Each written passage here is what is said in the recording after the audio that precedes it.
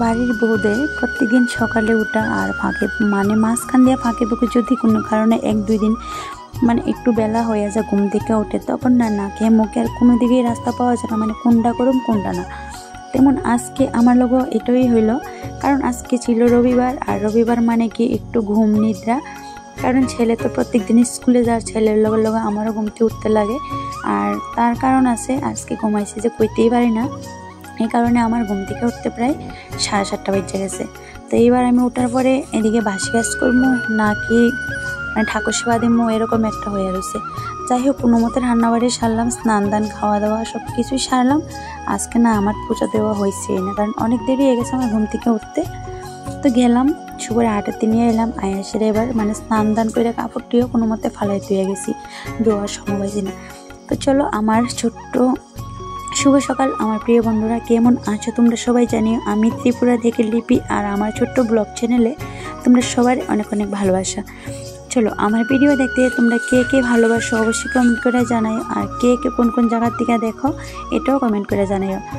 তো এদিকে বাড়িতে মানে সকালবেলা তো সব কাজকর্ম সারিয়ে গেলাম, আর এদিকে আমার শাশুড়ি মাও ঠাকুর সেবা দিয়া দিল। এদিকে দেখো মানে কি কমু, দেরি করে ঘুম থেকে উঠলে যা হয়। আর আজ না আমার একটা জিনিস খাইতে অনেক ইচ্ছা করছে। চলো, এদিকে চালের গুঁড়ি সুজির মধ্যে দিয়ে কী হইব তোমরা তো বুঝছই নিছ, কারণ কি একদম মাখা হয়ে গেছে। আর এই জিনিসটা না সবার হাতে হয় না। তো আমার পাশের বাড়ি একটা মাসি আমার বানিয়ে দিছে, তার মাঝখান দিয়ে দেখো কি কি শেয়ার করতেছি।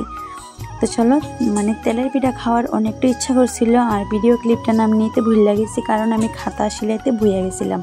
পিঠাগুলি খুব সুন্দর হয়েছে, অল্প করে বানানো হয়েছে, মানে অল্প একটু করে খাইলে না আবার আতস থাকে যে কবে আবার খামো, মানে এই কারণে কম কম করে বানানো হয়েছে। তারপর ওখানে দেখবা কি ওখানে মানে গ্রামে গঞ্জে দেখবা মা ঠাকুমারা সবাই মিল্লা ভুয়া টুয়ে মানে খাতা শিলা। তো আমার শাশুড়ি মা একটা খাতা মানে খুবই ছিঁড়া ছিল, এটা ফালাই শিলানি লেগে লইছে আর কি।